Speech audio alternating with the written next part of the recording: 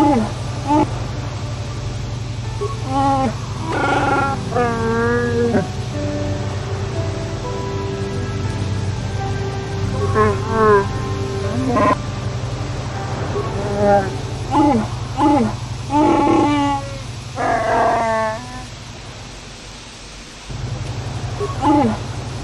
can I help? You've been patient with me, haven't you? I suppose you deserve an answer. But you have to understand how difficult this is for me to say. With all my training, I should be able to control myself better than this. But you're not like anything I expected. You're not like any man I've ever met before. I find myself watching you when I don't need to. I'm thinking about you when I don't want to. It isn't supposed to be like this. I don't know. It shouldn't be so hard not to think of you. It should be easy not to think of you. I should have discipline. Jedi discipline. Every time I try to call on all my teachings to calm myself, they fail me. You have such power, such passion. I don't know if it's due to the bond between us, but I'm drawn to you.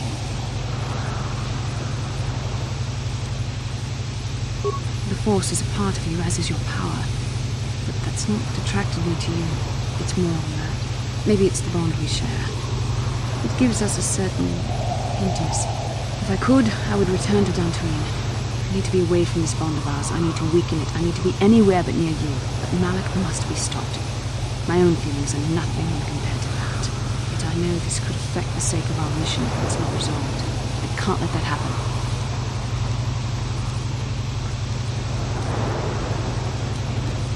What I've been trying to tell you is that I've reached a decision. But this is not the proper place for this discussion. I think we should have some privacy for this. We can talk about this the next time we return to the Ebon Hawk. Yes, I promised you an answer when we reached the Ebon Hawk, didn't I? But I'm afraid you won't like it. We should have some privacy for this. You're stronger than I am, and there's no point in telling me otherwise. You will be a great Jedi, I think. I hope. In some ways you make me feel weak, like I'm caught up in the wake of our destiny. But at the same time, you make me feel stronger, more alive. I realize now these feelings are part of the bond we share. The Jedi Council surely realized this. They knew my loyalty to the doctrines of our order would be tested on this mission. By facing and overcoming my feelings for you, I've learned a valuable lesson about control and the dangers of emotion. This is an important step in understanding the Force. I'm sorry if this is not what you wanted to hear, but I felt that it was important you know our infatuation was nothing more than a result of our powerful bond.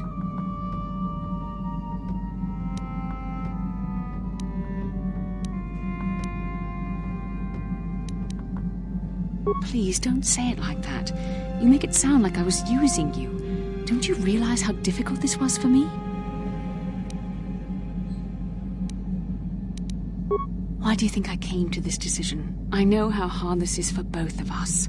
You just kept pressing forward, so I had to be the one to step up and do the right thing. You're the one who can't face the truth. Malak has to be stopped. How can I do that if I let myself be blinded by my feelings for you?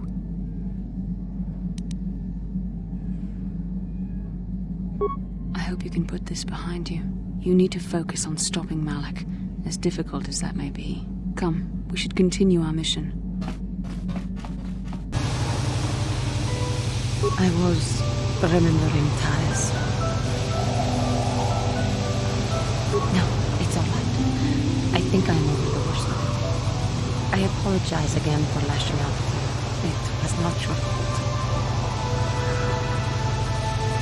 It was a horrible place to have to live.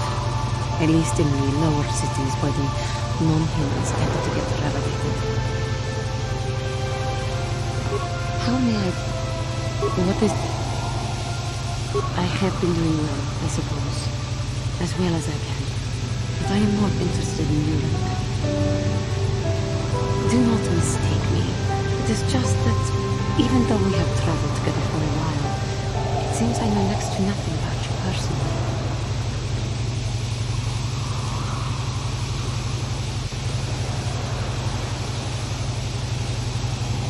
We have been traveling together since Dantooine, but I know nothing of you before that. Would you humor me and tell me a little bit about yourself?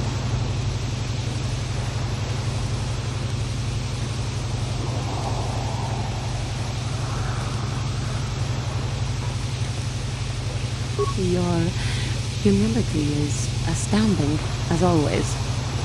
So what can you tell me? Your job, your childhood, your life? I greatly appreciate your taking the time to talk to me. How did you come to be on Dantooine? Besides the obvious, of course.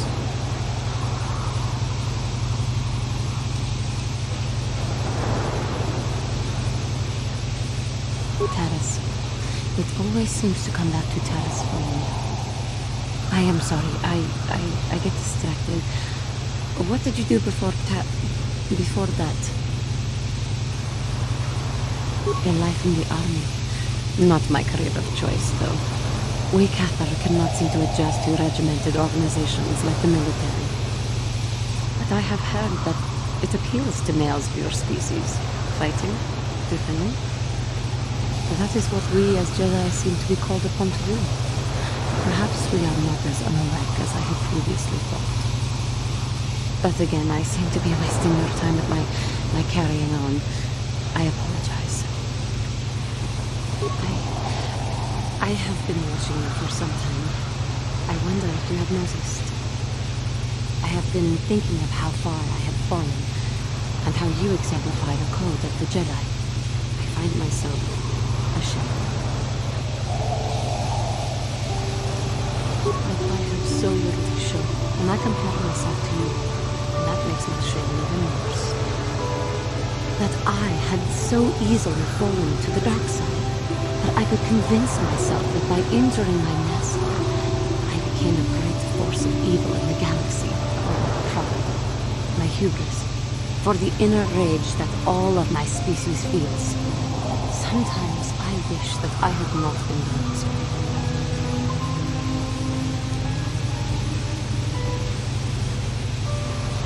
I am sorry. I stopped talk, thinking about how you stay strong to the path of virtue and justice, and I find myself whining again about my own inadequacies. The council would be proud to see that you have learned your lessons so well. How may I be of... What?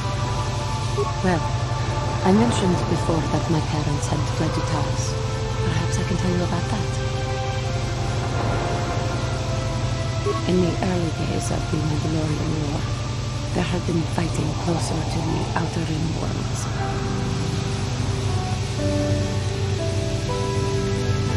Cathar was there, yes. My people had a great reputation as warriors, and that appealed to the Mandalore version of honor. They sought to test themselves against us, I think. Test themselves by bombing our world, slaughtering my people while they slept or while they ran. They swooped down from space, across the world, firing at anything that moved.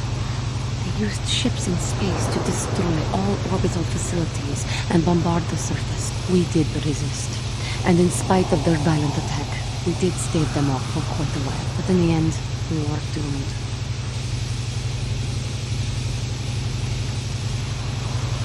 We were not members of the Republic.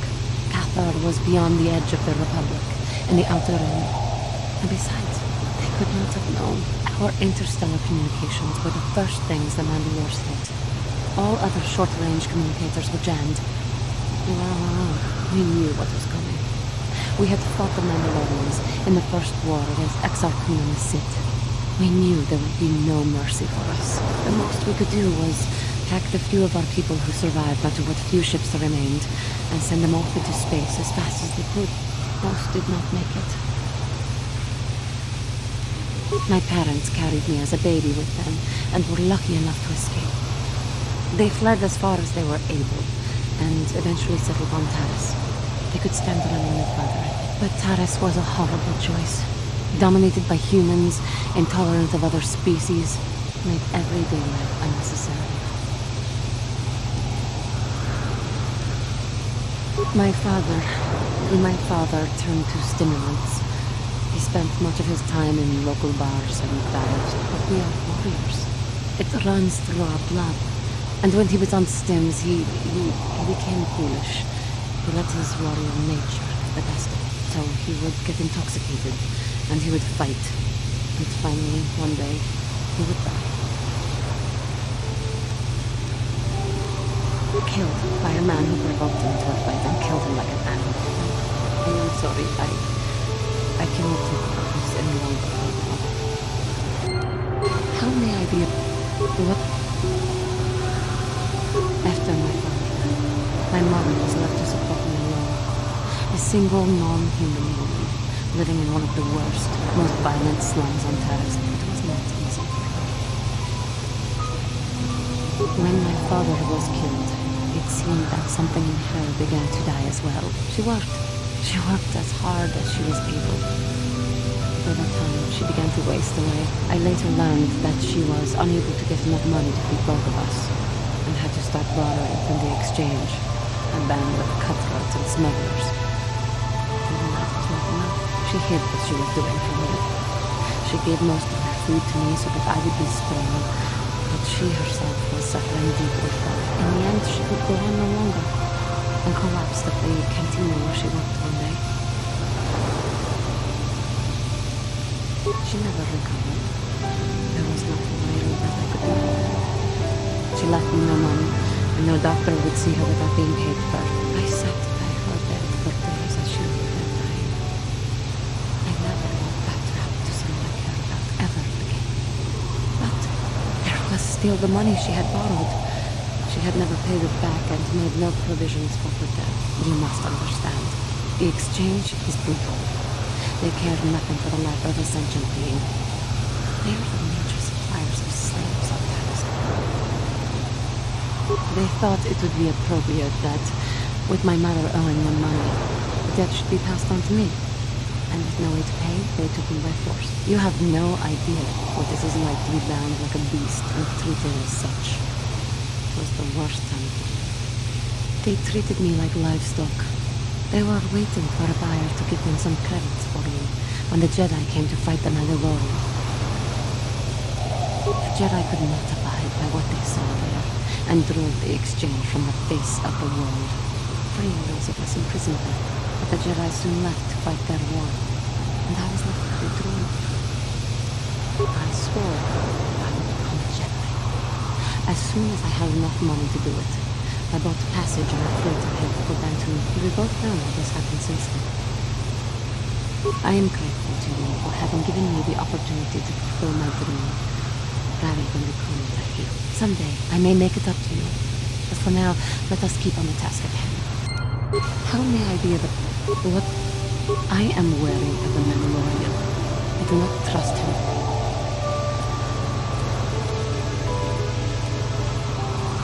I have never trusted Mandalorians. They drove my parents from Cathar, aided the Sith, and attacked the Republic. Their warped notions of honor may provoke them to do even more heinous acts. How may I...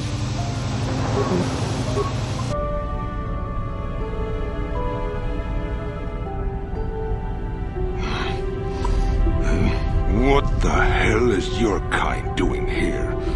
Bad enough I have to deal with all these other idiots. I have as much right to be here as you do, sir.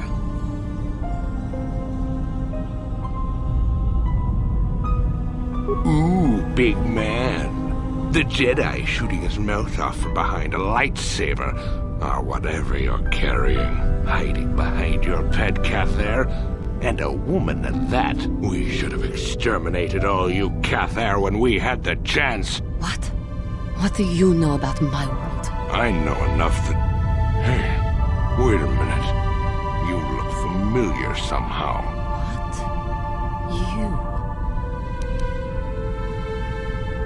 You? This doesn't concern you, Jedi trash. Now where could I have... No, he's dead, and she likely is too. What are you talking about? Maybe I was wrong. Still, I think a specimen like you would be a nice addition to my collection. So, what would it take, Jedi, for you to sell your pet here to me? Now don't be so selfish.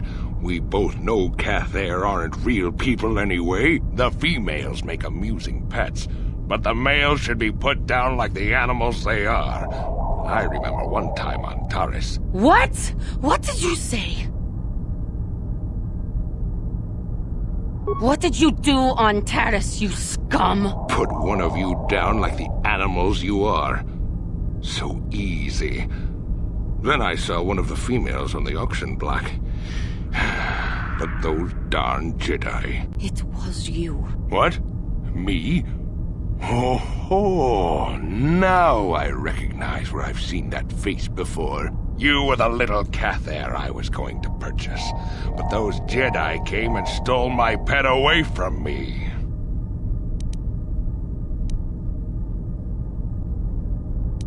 When I was fighting with the Mandalorians against the Cather, I developed an appreciation for these creatures. They make excellent servants if properly trained. You Jedi act all prim and proper, but inside you must feel the same way I do about the lesser, non-human species. The Sith at least let their feelings show on the outside. You... the homeworld. Come now. Will you let your pet go? I'm sure we can come up with a price we both think is fair. And I will see you dead for what you have done to my people! Hold on a second. Don't be hasty. I will remain calm. I am a Jedi now. My lust for vengeance must be curbed. Yes. Say no to the dark side, but I will have you yet. Ha! Seethes at the thought of that man still running free.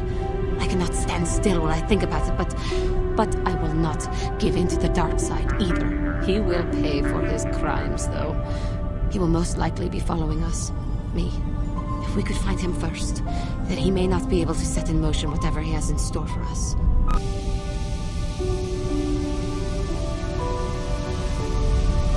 There she is. Get her, men. But remember, don't kill her.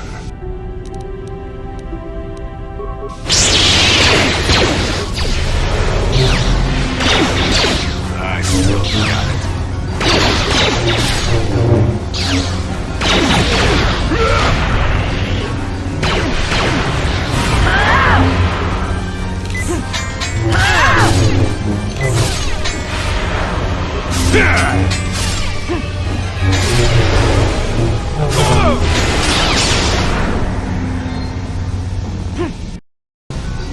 You seem to have defeated me, Cather Worm. But I'll have the last laugh in the end. What do you mean? He may not, but I will make him pay with what little time he has left. I will make him tell me what he has done to my people. You may have killed me today, but I had the pleasure of killing off your species. Not everyone who fought alongside the Mandalorians did it for their stupid concept of honor. Some of us just did it for the pleasure. The pleasure of seeing your world burn. You animal! You wretch! But I'm beyond your petty vengeance now, girl. You can never have your revenge. I will not give him the satisfaction of seeing me give in to the dark side. Worm, I killed your people on Cather in the sky. On the ground, in their homes. I hunted them down like the animals they were, just to see them burn. But the treacherous beasts fought back and left me with injuries that meant I could never fight again. Or so they thought. No, I will not give in to him. I ended up in the lower city of Taurus, and what did I find? A few of those stinking beasts living there. The male was easy enough to best, but the females proved elusive. I didn't know what happened to them after I killed the male. Until I saw this cursed woman on the auction block. But then the Jedi came and ruined everything before I could have my revenge. You killed my father. You killed my people. You treat us like animals. You deserve to die. Give in and embrace your hate. You are no better than me. You are nothing.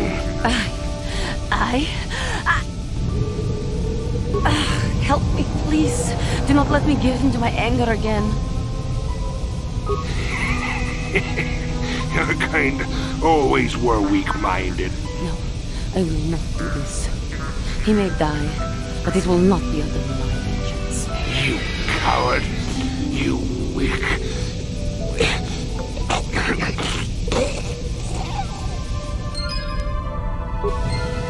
Beast! A monster! I am glad that the galaxy is now rid of him, so he may not harm others again. I do regret, though, that he did not die by my hand. I know, but must I always feel the lure of the dark side? It was for the best. I am glad that you stood by my side during this. We should continue our journeys now. No reason for staying here for this. How may I be of... What is... Got something on your mind? Got yourself a fast little ship? I forgot what engine sounded like. The closest thing to that on Kashyyyk is an Uller invading season. Or it could be for the free food. What's the gunk that comes out of the synthesizer on this bucket anyway? I'm old, damn it. I'm allowed to be enigmatic when I want to be. And don't you go telling the other one. You know, you remind me of someone else I knew, eh?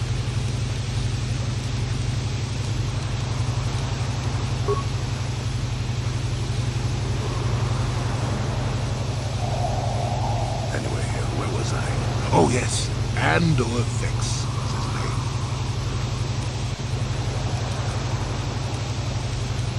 Oh, you wouldn't have. Sometimes swirling force is just swirling force.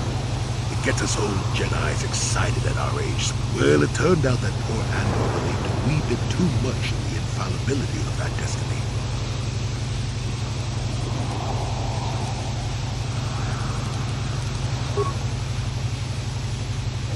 Let's see.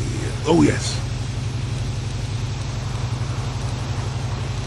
Well, let's just say that I was a strapping young lad with a full head of hair. I was just about to abandon Andor to whatever the Force intended for him when his ship was overtaken. Now, you've probably never heard of the Dimians. Krat has us hauled onto the bridge of his ship for questioning. Swirling Force, remember? Jedi here. Granted, I was just interpreting the sign. Well, Andor decides that his destiny makes him invulnerable and starts making all sorts of demands. Free me now. I'm not answering questions. Blah, blah, blah. Don't you know who I am? Krat decides he's had enough and begins crushing Andor's neck. I told the boy he should have kept his mouth shut. I think he agreed, too. He could have just been gurgling first. Finally, Krat has enough of Andor and tosses him aside into this giant energy intake shaft. Andor gets sucked in and starts bouncing around, screaming. Maybe Andor hit something sensitive on the way down, or just didn't agree with the reactor core. Next thing I know, all the ship's alarms are rigged. Everyone panics, and I run, barely making it to the ship in time before the explosion. Krat dies horribly, and the Dimians never quite recover. Changed the political course of the entire sector for centuries to come. I'd call that quite a destiny, wouldn't you?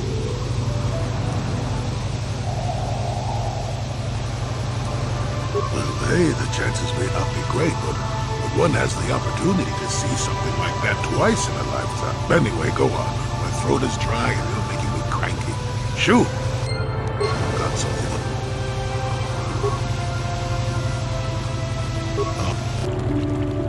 No, I never did I?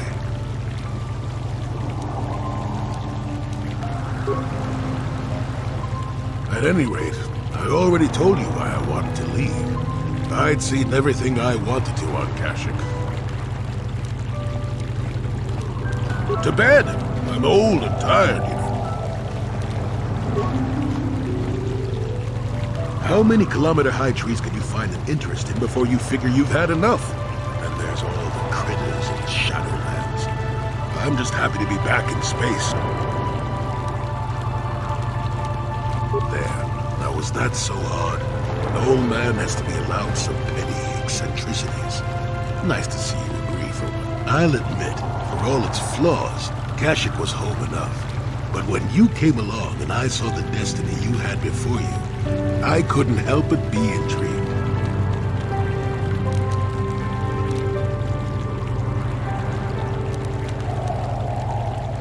Interest? Well, I certainly don't have a vested interest. Call it more idle curiosity. Your destiny is rather unclear. In fact, everything about you that I can see is odd. Slightly off, as if my eyes are trying to trick me. But, I'm sure you don't need to hear my ruminations. You've probably got enough nosy Jedi offering you one opinion after another to make you sick. Your future will come of its own accord, trust me.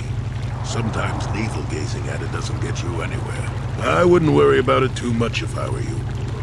You remind me a bit of Nomi. That can be all bad. Nomi Sunrider.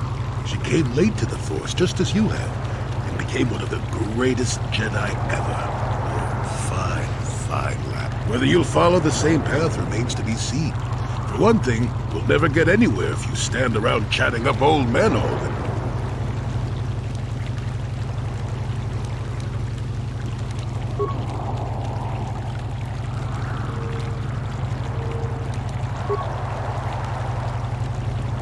One thing I will say is that this little escapade does remind me a bit of my adventuring days before the war. Those were exciting times. Or at least it would remind me of those times if we didn't stand around. What's keeping you? You're too young to be so talkative. Shoo! Did I say that? Strange the tricks memory plays on you when you get older. I'm not here to satisfy your curiosity. No staring at the old man. That's what the sign says, damn it. Besides, you don't really want to hear about me. We're talking ancient history. Probably before you were born. History bores kids. Proven fact.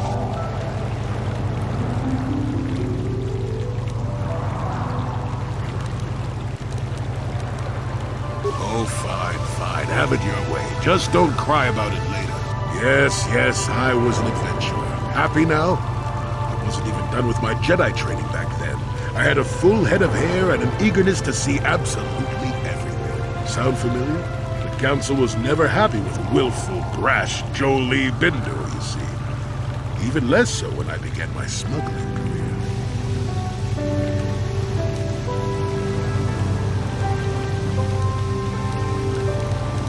Don't look at me like that, damn it.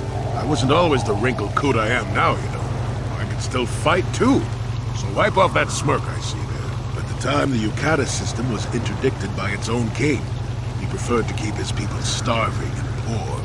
All the better to oppress them. The Senate was trying to negotiate a peace. But they were getting nowhere as usual. I decided I wasn't going to wait. I found myself a ship and a partner. And we began smuggling food and supplies to the Yukata citizenry through the blockade.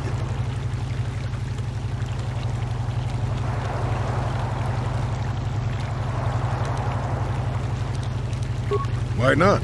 There were millions of people crying out for aid. What else was I supposed to do?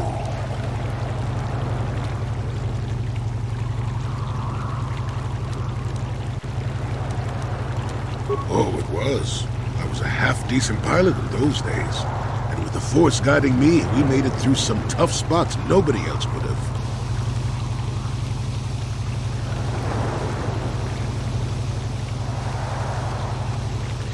Pilot, smuggler. Well, we didn't buy all the equipment per se. Some were happy to donate goods. Some we just knew had more than they could use.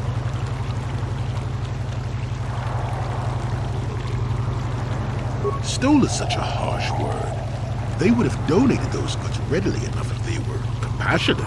I considered it a tax on the greedy. We only got caught once. A lone Yukatish frigate shot us down and forced a crash landing. I thought the Force had abandoned me, as I remember.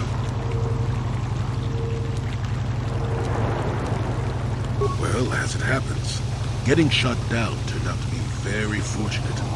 That day was the day that was the day I met my wife. It's all right. When you're digging through the trash, you shouldn't be surprised when you encounter something unpleasant. If it's all the same to you, I'd prefer to stop talking now. I don't want to talk about that.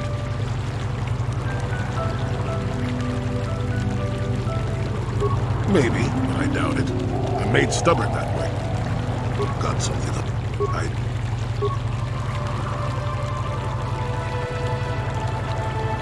Let me tell you something.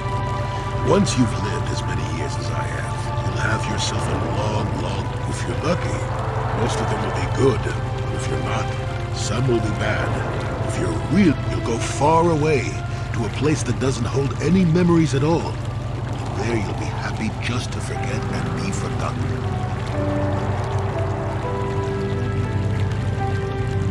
Let me ask you this. Have you ever been in love? Truly in love, I mean, and not simple infatuation. Exactly. You're still at the beginning of your life. There will be women in your life, perhaps many women. But if you're fortunate, you'll find love once. The Jedi, with their damnable sense of overcaution, would tell you love is something to avoid. Thankfully, anyone who's even partially alive knows that's not true. Love doesn't lead to the dark side. Passion can lead to rage and fear, and can be controlled. But passion is not the same thing as love. Controlling your passions while being in love, that's what they should teach you to beware. But love itself will save you, not condemn you. Listen to me go on as if I had all the answers. What do I know of love anymore? I'm just a lonely old man who's not even a Jedi.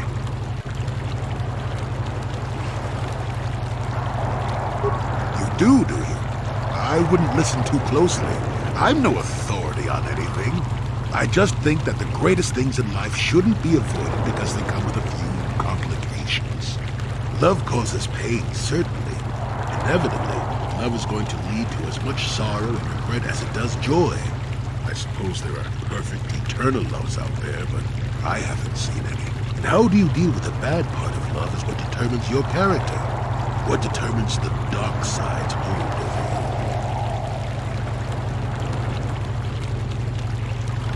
you? I suppose it could. It would take a strong person to make that kind of commitment, I think. Someone with a great sense of self. I'll tell you one thing. Sometimes, no matter how hard you try, you and the one you love simply aren't meant to be together. The trick is to know when that is. To know when it's time to fight. When it's time to part ways. There I go, waxing philosophical again. Somebody blast me already.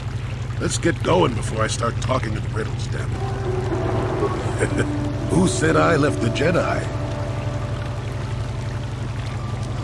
Well, technically I was only a Padawan. Not that that makes a difference to most, but as for the Order itself, no, I never left it. It left me. You know what I hate? Lots of things, really. I'm old and easily annoyed, but that's besides the point. What I really hate are how most people view the Jedi. Everyone thinks that the Jedi are perfect. They can do no wrong. They think the Jedi Council is completely incapable of injustice.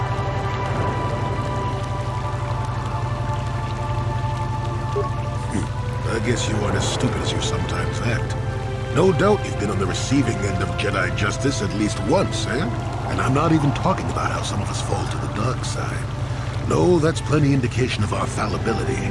But it's something else entirely. No, I'm talking about how more than often not, your average robe-wearing Jedi can try to do the right thing and still be completely wrong.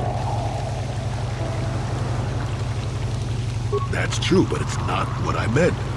I guess I'm not being clear, am I? Come to think of it, I don't have to be clear. Someone my age is entitled to ramble, damn it. But for your sake, I'll try to explain. I'll tell you a little tale about a Jedi master I once knew. Hortath, I think. Where was I then? Oh yes, Master Horta. He was a kindly old Jedi who meant well. He would walk into walls, knock over tables, mistake apprentices for rancor beasts, that sort of thing. Some used to counsel him in the urge to use the Force, Master Hordath. Allow the Force to see for you.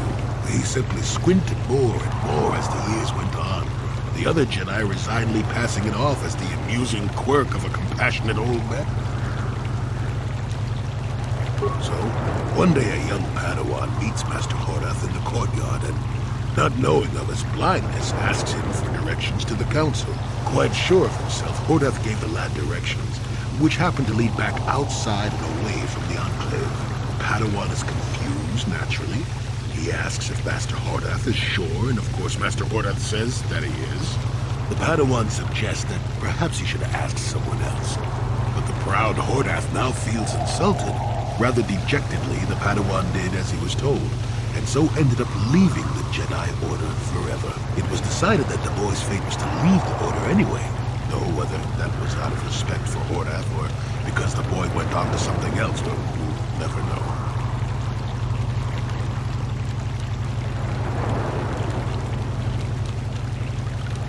No, both of them were from before my time. Well before the Sith Wars, even. The tale is about blindness, and I thought the point was clear. At any rate, you think about it. You're the one who asked why the Jedi left me, remember? Now let's get going. The feet are itching for a good run. Bad men. Women too, to be fair.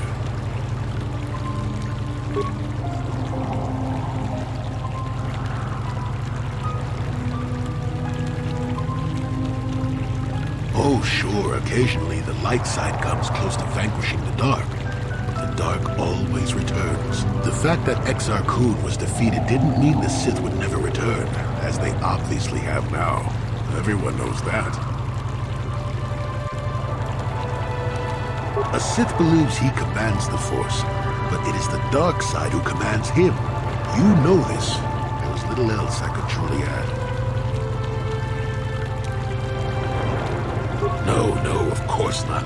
The Sith have come and gone for ages. They were not called the Sith many thousands of years ago, perhaps.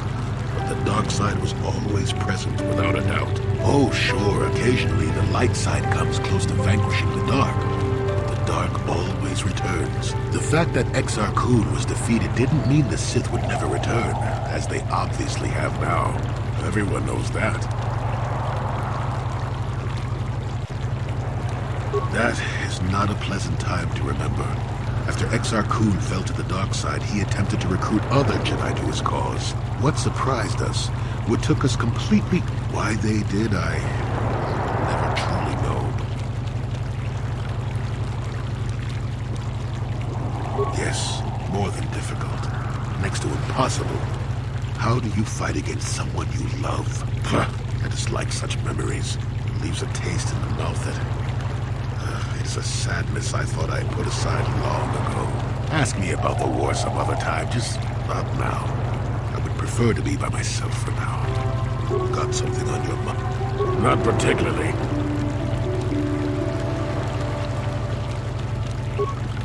Got something? Not... I suppose you're going to nag me until I cough it up, aren't you? Nothing is private anymore, it looks like. There's no escaping it, I guess. So be it. My wife's name was Nayama. She was the Yukatis enforcer who shot me out of the sky, if you remember. My wife had plenty to do with the war. Upon meeting her, I knew right away that she was strong in the Force. That's why she was able to shoot me down. Nayama was a marvel of a woman. Fiery, determined, smart. She dragged me to the capital and foiled 3 of my attempts to escape prison. Oh, and that body... Well, yes, that. Needless to say, I eventually won her over.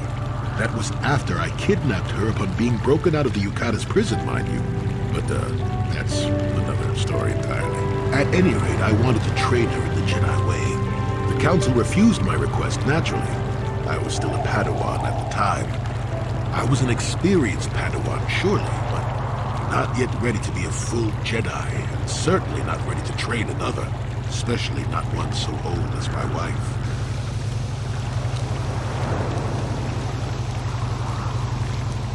Neyama was intrigued by the idea of becoming a Jedi. She liked the idea of power too much, perhaps, but I certainly didn't see that at the time. I believed in her and trained her in secret. I ignored her willful nature. I loved her too much to see fault in her. She loved me too. I know she did. At the time, our love was a shared bliss. Better than anything I had known before or since. Exar Kun is what happened. Neyama was inspired by Exar's promises of a new golden age. She wanted to join it. She came to me, pleading with me to throw aside what she called the decrepit trappings of the Jedi, to join her in Exar's war. I pleaded with her to reconsider, to think about all that she was throwing away, to think about what she would become. She would have none of it. Finally, in frustration, she attacked me. She drew her lightsaber and attempted to strike me down. It was a scene being repeated everywhere throughout the galaxy. Pupil against master. In my case, it was a long and terrible battle, but I defeated her. No, I had her at my mercy, disarmed and defenseless. She looked up at me and she knew I couldn't do it. But I should have. Sometimes I convince myself otherwise, but it's no use. She had fallen to the dark side when she raised her saber against me, and I let her go.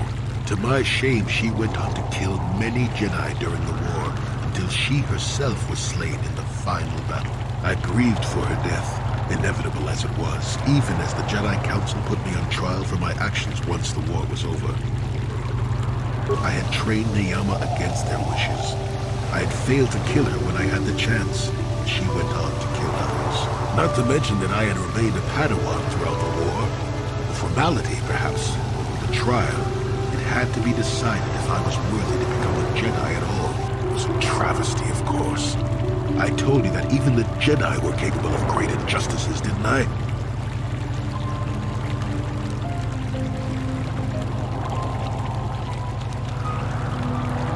But I deserved to be tried. They found me innocent, even though I deserved every punishment and more. They let me go. Mitigating circumstances, they said. I deserved compassion, they said. They said I had learned wisdom the hard way.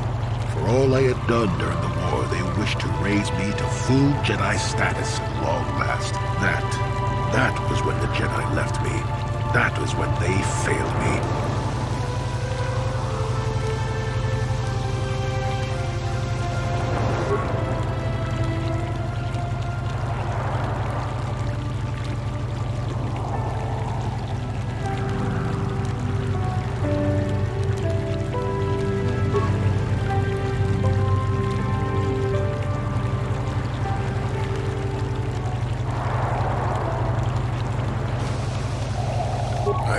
Yes, I do, I suppose. Does that surprise you?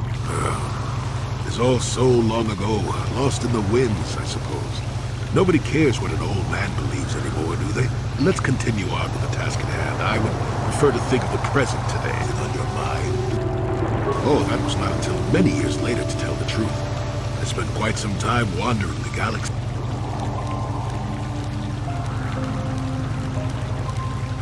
Nothing so extravagant.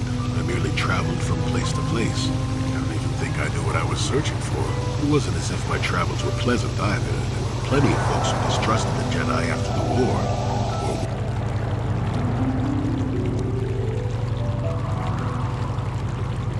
I suppose so.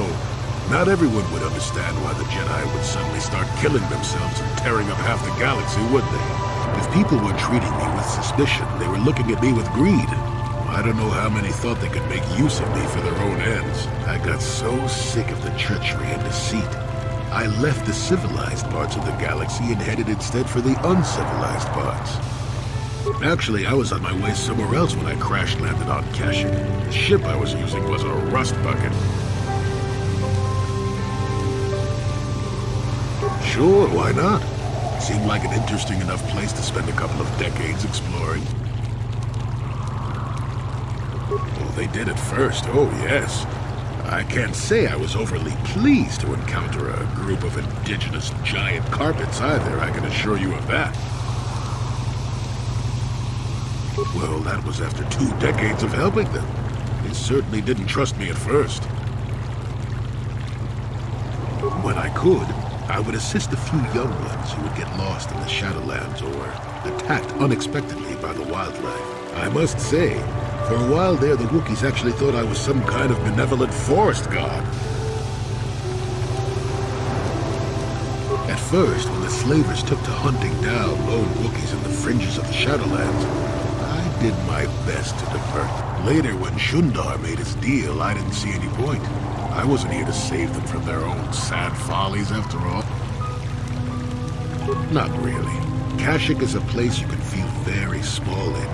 It felt good to devote my time to helping people and living simply. What can I say? I did it all for the Wookiees. The Wookiees? Well, okay, maybe I needed some time on a quiet and remote planet, but if you ever need a friend, incredibly strong hairball isn't a bad call. Why, thank you. Not so bad yourself, all things considered. At any rate, we should be moving along, don't you think? If you sat around this long in the Shadowlands, attack would eat you.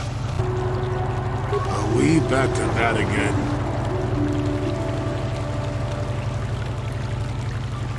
What's the best way for me to approach this?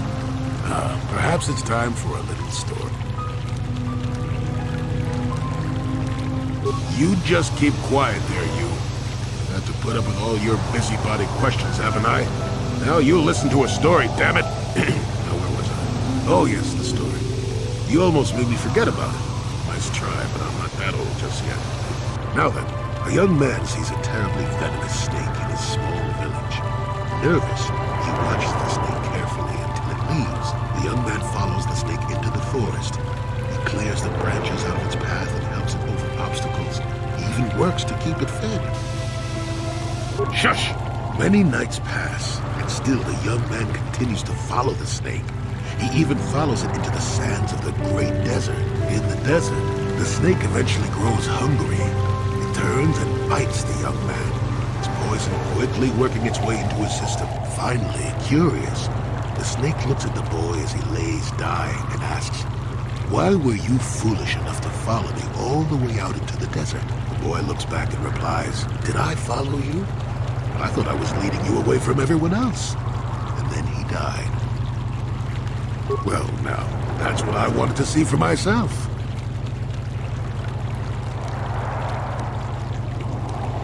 I've told you before that you have a destiny before you. This does not mean, however, that your future is already written. They are not the same thing. You have the choice of which direction you take your destiny in. More than engine-sucking Andor, certainly. But even he had a choice. So far, you've chosen to take the lighter path. Can you stay that course, even through the challenges ahead? We'll have to wait and see. I'm not here to judge you or tell you which path to take. I'm here ready to offer you my help, should you ask for it. I do that because I think it's important. More important than remaining in my home and pretending the galaxy doesn't exist. That's why I'm here. I'm rather glad I came too, really. You're a fine young lad. I hope things turn out well for you. Now then, we've chatted enough for one lifetime. Let's get this show on the road, shall we? Excuse me, have you seen a mechanic about? Short fellow, bald, I've been looking... Well, I'll be a Wookiee's uncle. Davin Coaches? Jolie? Jolie Pinto? Why, you old freak. Last time I saw you, you were still wandering the galaxy in that old tug. I thought you were dead, old man. I crashed somewhere and decided to stay. Yeah, I'll just bet. Damn, old man, you look exactly the same as the last time I saw you. You pickle well. You're too kind. Not the young lad anymore yourself, I see. What are you, deaf? His name's Davin. Old friend from my Wanderer days.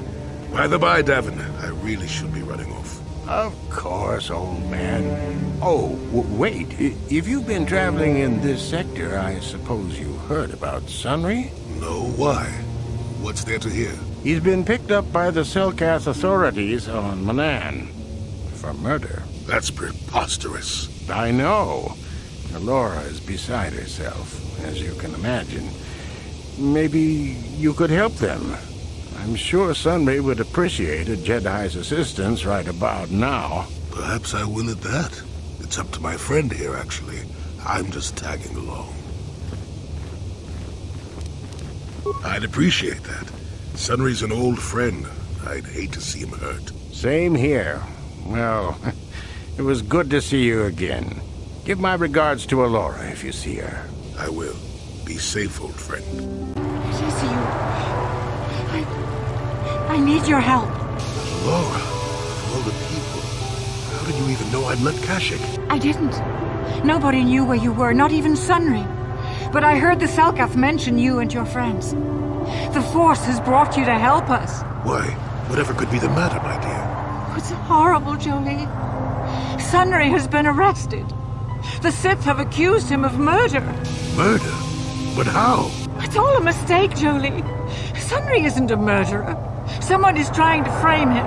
Calm down, Alora. Where's Sunry now? Sunry's being held at the Selkath courts. They won't let anyone in to see him.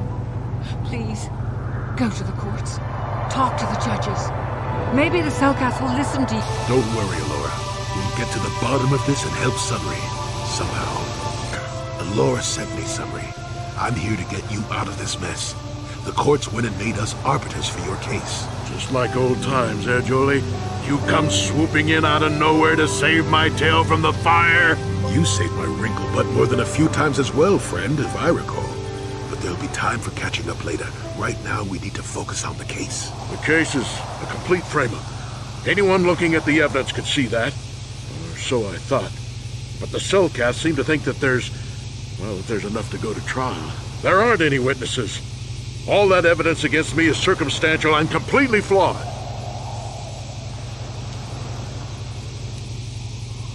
Well, I was at the hotel, I admit. And I did meet Eliza. I was working with Republic Intelligence. We were pretending to feed information to the Sith. When I turned Eliza into a double agent working for us. It was going well, too, until she turned up dead. Maybe the Sith had found out I was turning her, but let's look at the facts. Eliza was brutally killed. Think about that. She was a Sith, trained in battle, and I'm just a crippled old man. My war injuries make it difficult for me to walk, even to hold things. See how my hands are shaking? How could I kill a Sith warrior at close quarters? I ask you! Further, they say they found my heroes cross at a crime scene. Would I leave my war medal behind if I killed someone? Even I'm not that stupid. Obviously, the Sith planted the cross. And what about the lack of forensic evidence? Skin and hair samples, clothing fibers. Why isn't there anything like... I hope you can see how the Sith are manipulating the Selkath, and probably even you to set up this against me. We need to get this over with quickly and clear my name. Anything else I can help you with? Guess you could interview, but I think you'd be better off investigating the Sith themselves. Anything else I can help you with? Very well.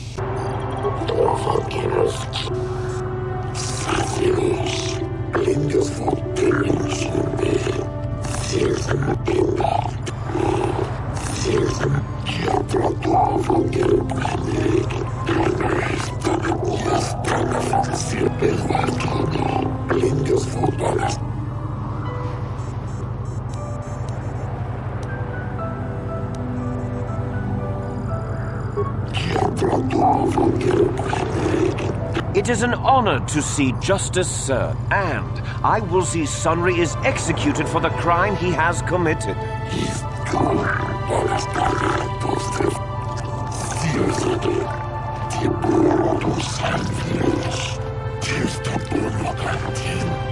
The man I saw leaving, Sunry, probably left after I heard the blaster shot. The guilt of the accused is apparent even this early in the trial.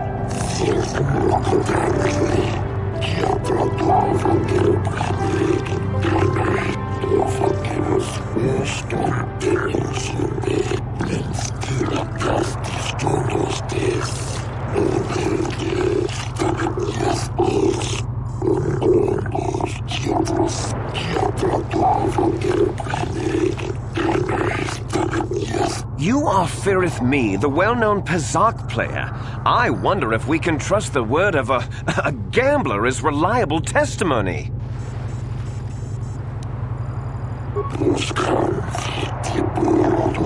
Of course, Your Honor. Firith Me, what did you see the night of the murder? Well, I came out into the hallway after hearing the blaster shot and saw Sunry over there limping down the hall out of the building. A very obvious point, Your Honors. The accused was seen leaving the scene of the crime after the blaster that killed Elasa was fired.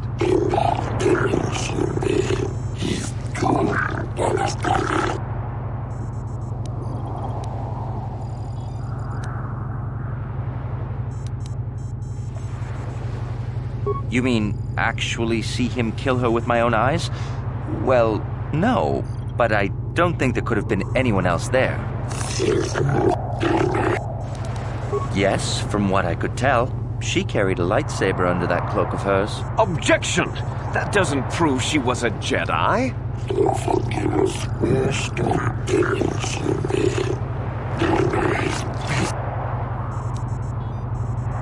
I think it may have been. I mean, you'd have to be pretty stupid to leave something that important lying around, wouldn't you? Well, he was moving pretty fast running away, but yeah, I mean, how could he kill a Sith warrior in combat? I don't know for sure.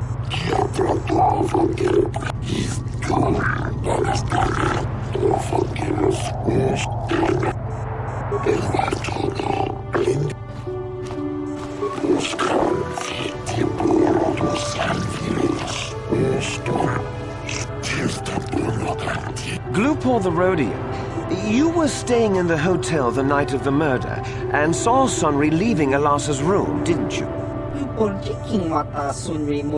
This is clear, then, that Sunry left the room with the Sith Elasa already dead behind him.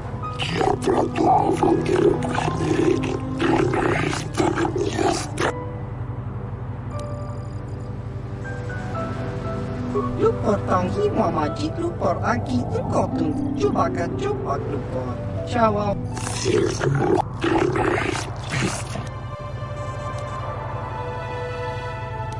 Tong sunri kimbo no lupor wana kunlist kingu wa mulirat wa.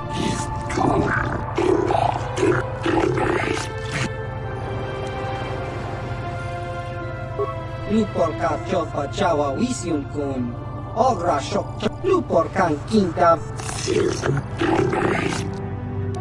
Lupor. Don't do it, Glupor. Lupor kan kinta vignibo ratong chitsa. Lies! Slander! I object!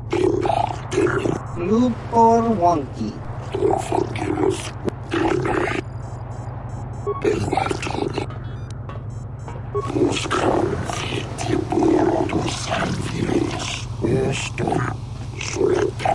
You, Elora, are Sunry's lawful wife. Your husband was a hero in the last war between the Sith Empire and the Republic. He was crippled in that war. Do you not believe he'd blame the Sith for his injury? Yes, I guess he would. And there you have motive. Sunry seeks revenge on the Sith for what they did to him and killed Elasa.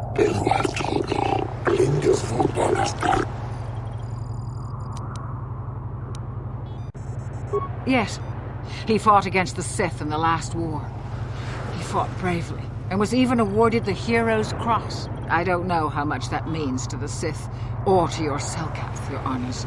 But in the Republic, it is awarded only to the bravest.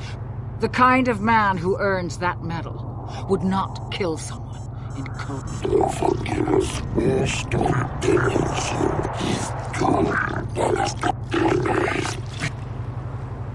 He was a good man, but his injuries pained him terribly. I don't think he could have beaten her or anything like that. But a blaster? I just don't know. Yes, it was true.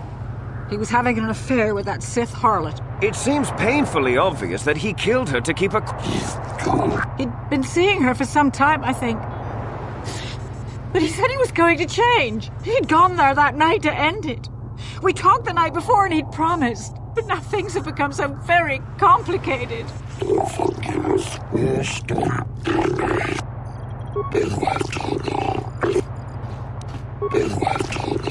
I wish to call forth Sunry himself, Your Honors.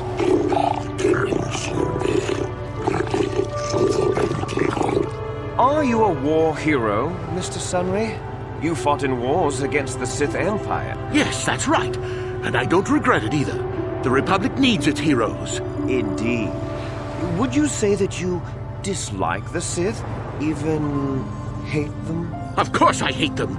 Trying to take over the galaxy every chance they get, killing millions of innocents. Pure politics. Were you in Elassa's room on the night of the murder? Well, yes, I was. I had been having an affair with Elassa and my wife, yes. But I realized how wrong I'd been, and I was going there to end it. You were having an affair with a Sith. You wanted to end it quickly and quietly, so you killed her from behind and tried to flee. No, I think we can see the answer clear enough, Mr. Sunry.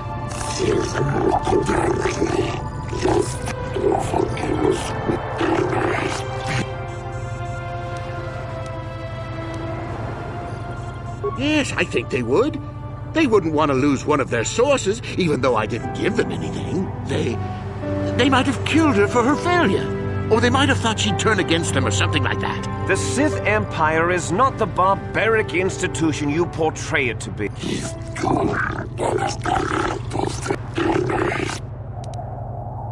I don't know. The medal had gone missing some time ago. I never found out what happened to it. It's possible the Sith had stolen it and had it planted on the body. Supposition, Your Honors? Of course she was. Why would a young, beautiful Sith woman get with an old cripple like me?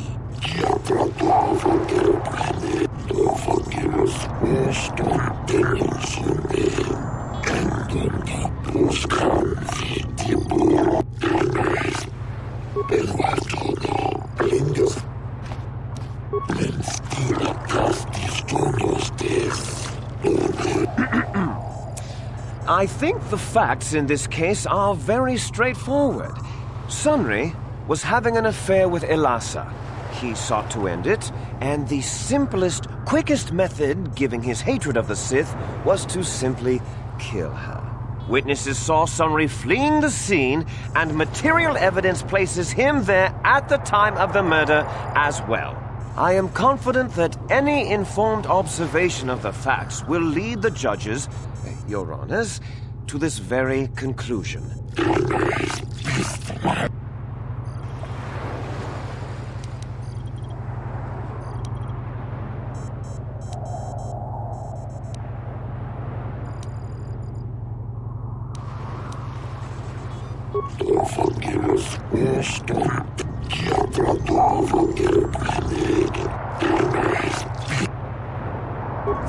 Well, that doesn't mean a thing. He was there, running from the room.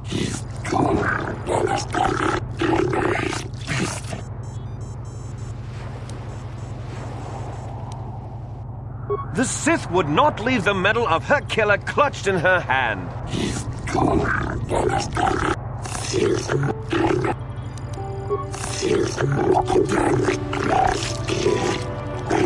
Your Honors, no!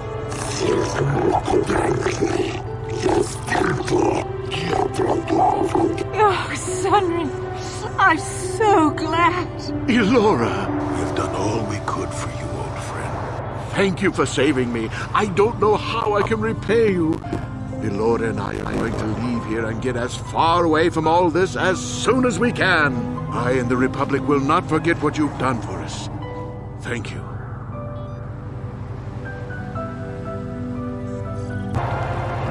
Innocent. I don't know what to make of it, to tell the truth. Do you think justice has been done? But that has little to do with the law, doesn't it? Sad state of affairs, that. Too bad, really. Sunry was a good man once. I don't want to talk about this anymore. My jaw aches.